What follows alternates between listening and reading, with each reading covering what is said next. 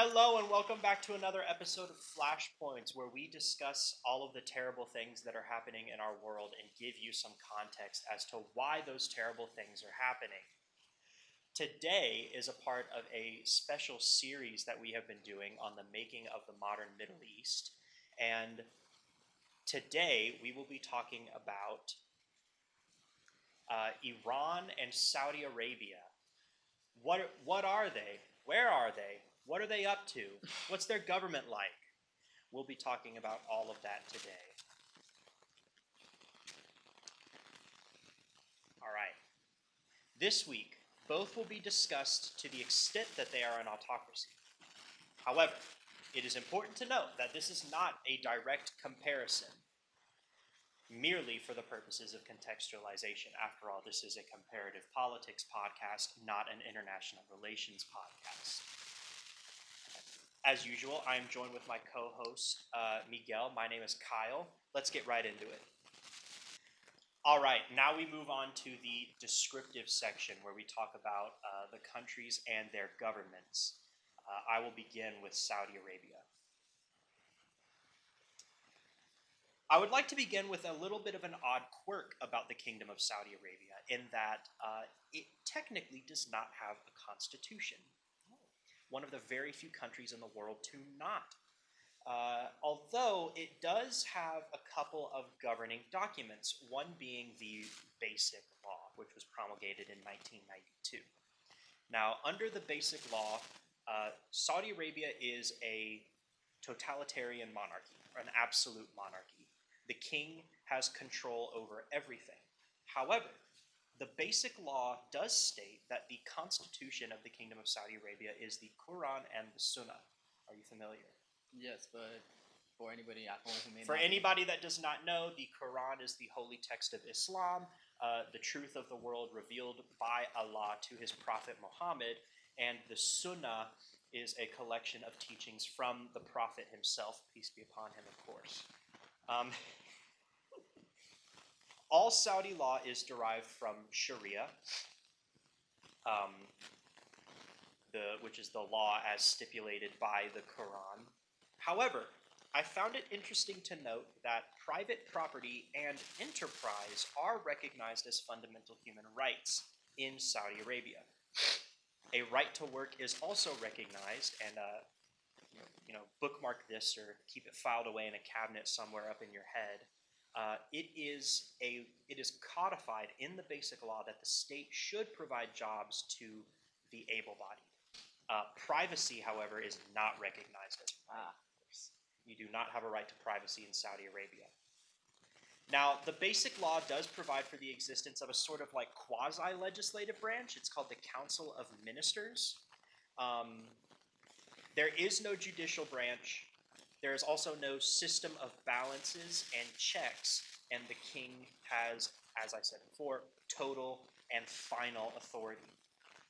Now, protesting is effectively illegal in Saudi Arabia. There is no law that says that protesting is illegal, although the kingdom has many draconian laws that crack down on anything seditious or that could be seen as critical of the state. And obviously a protest is going to be 99% by nature critical of the state.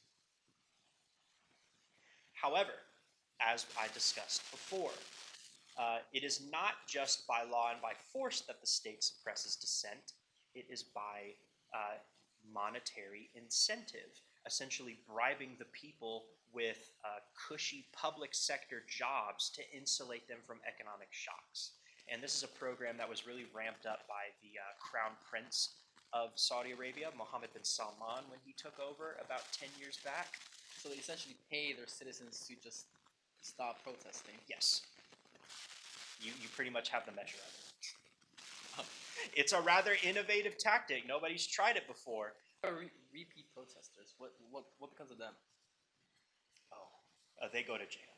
Oh, so you only get like one free, I guess. Yeah, you get one get out of jail free card, and then the police arrest you. You're never heard from again. As a result of all of these measures, there has only been essentially one widespread, large-scale popular protest movement that took place kind of in between 2009 and 2014. Now, this was a culmination of a lot of different concerns, some of them economic, some of them sectarian. All right, these protests, however, were very quickly countered by the regime through, and this is what I found to be interesting. There were mass arrests and a copious amount of propaganda via public media and religious figures, but there was also a massive injection of cash. Essentially, the regime paid people to stop protesting. Hmm. Now, it doesn't really come out to looking like, oh, they just cut them a check, but essentially they invested a lot of money into infrastructure, into education, into healthcare, and essentially were like, okay, if y'all go home and stop causing an issue, we'll basically address all of your concerns. Right. Well, actually, in Iran functions under a more complicated but just as authoritarian system. Iran is governed under Islam, similar to Saudi Arabia. While Saudi is Sunni, Iran is Shia. I don't know what happened to those people, but oh well. The supreme leader of Iran is the final political and religious authority in the country and has the power to vet candidates and veto laws via the Guardian Council. So, what is the Guardian Council? All right. So when I was researching this section, it's all very bizarre. Essentially, the Guardian Council is an extra legislative body which has been delegated authority from the supreme leader. And what they do is they vet political candidates and they can preview laws and they have the power to veto them. However, despite this, Iran does in fact have an elected parliament and a president who is similarly elected, and they do have some degree of power. There are no political parties in Iran. All candidates stand as independents. However, there are loose camps. There's the traditionalists, the moderates, and the reformers. Uh, you can probably tell their political stances by their names. However, as I said, the president and the parliament must be approved by the supreme leader vis-a-vis the Guardian Council.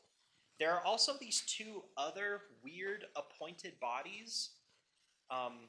The experts and the expediency Yes. discrimin? Yes, the Assembly of Experts is a composition of these very learned clerics who essentially act as a sort of judicial system.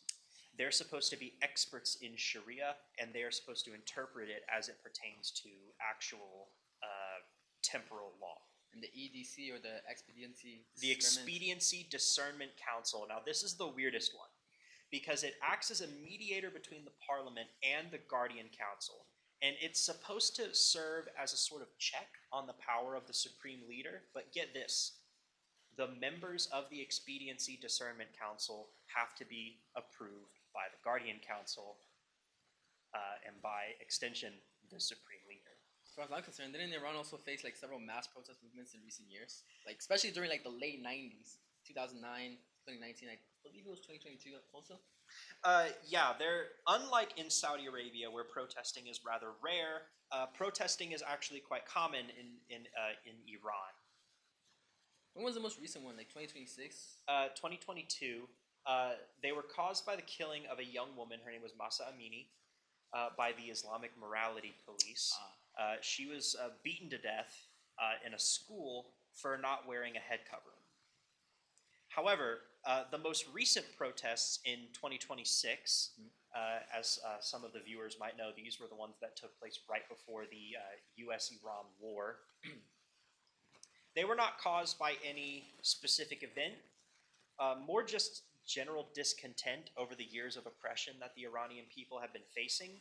However, it is notable that these faced the most severe escalation in violence on the regime's behalf, because before, several dozen people might die, several thousand people might be arrested, and to you and me, that might be, oh my God, several thousand people getting arrested just for protesting. That's absolutely terrible. But it's more or less par for the course for Iran. However, there are no official numbers, but it is estimated that at an absolute minimum, 2,000 people have been killed. Well, moving on to the more analytical side of this whole podcast. After we both looked at how both governments are structured and how they respond to dissent, there's still one big question that still remains. Why is it that these systems have remained so durable for so long? I mean, sure, Saudi Arabia and Iran appear very different politically, religiously, and even historically. On one hand, one is like a monarchy that's been passed down from generation to generation, while the other presents itself as a revolutionary Islamic republic. Despite these differences, both governments continue to maintain highly centralized authority. They restrict meaningful political opposition and aggressively respond to any kind of threat against the stability of their regime. From a comparative perspective, this raises an important question. How is it that authoritarian governments preserve political power during periods of social unrest, economic pressure, and public dissatisfaction? All right. And this is where we get into the weeds a little bit, where maybe we brush up against international relations just a little bit. But I would like to state again that we are not talking about these countries' relations to each other. We are talking about their government systems, their citizen ruler interactions, and how they compare with each other. Now, Saudi Arabia is an important case. Saudi Arabia and Iran are important cases to compare because on the surface they look very different. Saudi Arabia is a monarchy, and power stays exclusively within the hereditary royal family. The entire government is made up of relatives of the main royal family. All of the government ministers are princes. The CEO of Saudi Aramco is a royal prince. The head of the army is a royal prince. All of that. Family owned business. Literally. Talk about keeping it in the family. Yeah. And Iran, despite all of its heavily authoritarian aspects, does indeed have a legitimately competitive, democratically elected parliament, as we saw recently with the election of Masoud Pezeshkian as president. Pezeshkian is a reformist, and he has been notable for actually coming out and criticizing the Ayatollahs a little bit. Oh. Obviously within a certain limit, but the fact that he's done it at all speaks to something. Could they be classified as schoolyard taunts? Schoolyard taunts. He would get killed for that. No, it's more very weak sauce. He'll just essentially be like, "Hey, maybe we shouldn't kill people." I think that would be great. Gaslight, gatekeep, Ayatollah. Could be a slogan. However, when we look deeper, both governments reveal very similar authoritarian characteristics. Political opposition is restricted, sometimes violently, although in Saudi Arabia's case, not always violently. Criticism of leadership is heavily monitored. Iran has multiple times in its history completely cut off internet access for all of its citizens, and in Saudi Arabia, internet activity is heavily monitored and censored. And a meaningful alteration of power structures becomes extremely difficult, and in the case of Iran, basically impossible. In Saudi Arabia, I would describe it as impossible as well, as the only reason that we have seen a somewhat more liberalization of their system is because a new ruler came in and just simply decided that it would be a better look for him. Both countries are also ruled on a religious system, with the supreme leader being mandated to be a grand ayatollah, or one of the most senior clerics in the country, and the basic law of Saudi Arabia explicitly stating that the king derives all of his absolute authority from the Quran and the Sunnah.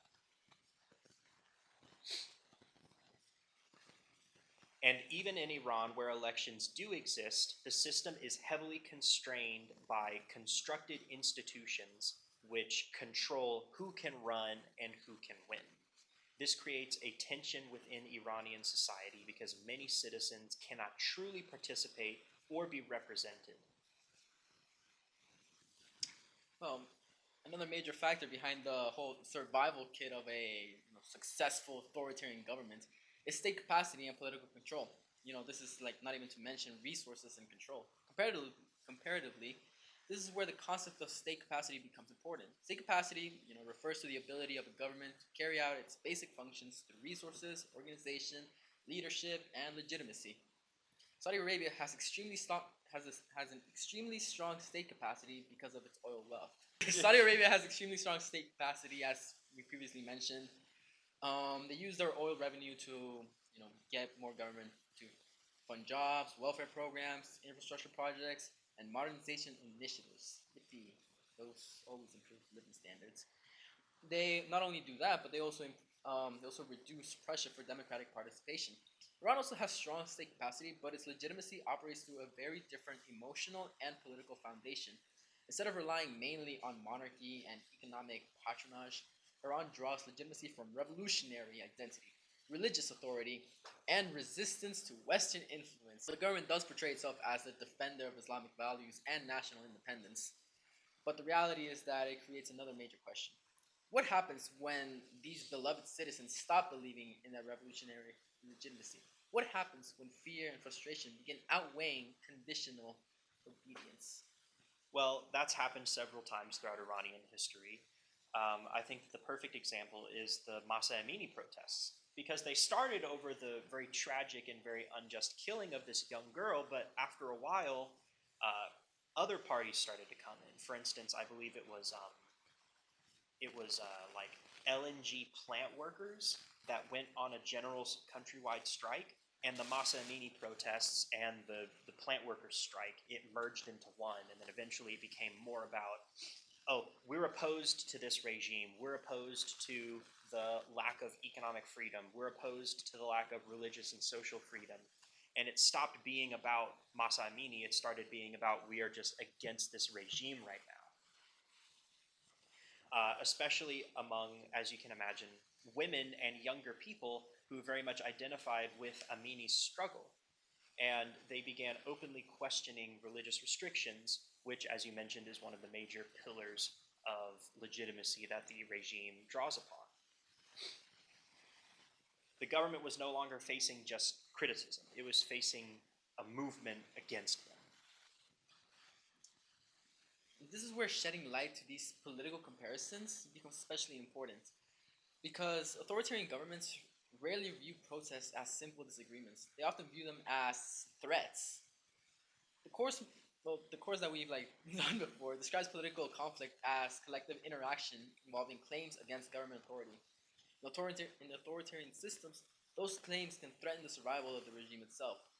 I believe it was Human Rights Watch that reported that Iranian authorities responded to women, life, freedom protests with arrests, violent crackdowns, as you mentioned, internet restrictions, and widespread repression. The state responded strategically because once protests become large enough, they can inspire even more resistance and weaken the image of total control. And this is why I find Saudi Arabia to be so interesting, because fundamentally, it has the same basic goals as the Iranian regime: survive. Yeah. But the House of Saud goes about it in a different way. They prioritize stability above total control and obedience. They would rather cede some minor civil liberties to their citizens to keep them out of the street, to keep them from openly defying the regime. While public criticism of the monarch is heavily restricted and activists do face arrests, in Saudi Arabia you can get away with a lot more than you can in Iran. And it is notable that Saudi Arabia is not as willing to kill its own people as Iran is. Yeah. I believe Killings are very rare in Iran. They do happen, but they are rare. Rarer than Iran, at least. what makes this comparison so interesting is that both governments are responding to the exact same fear, the fear of losing control on its citizens. Despite their ideological differences, both Saudi Arabia and Iran depend heavily on centralized authority, restrictions on dissent, and political control to preserve regime survival. The only difference is that one relies more heavily on monarchy, economic patronage, and modernization, as I previously explained. The other relies on keeping the idea of a revolutionary ideology alive, religious authority, and coercive institutions. But in the end, both demonstrate the same core reality of authoritarian politics. When governments feel threatened, preserving power becomes the absolute number one priority.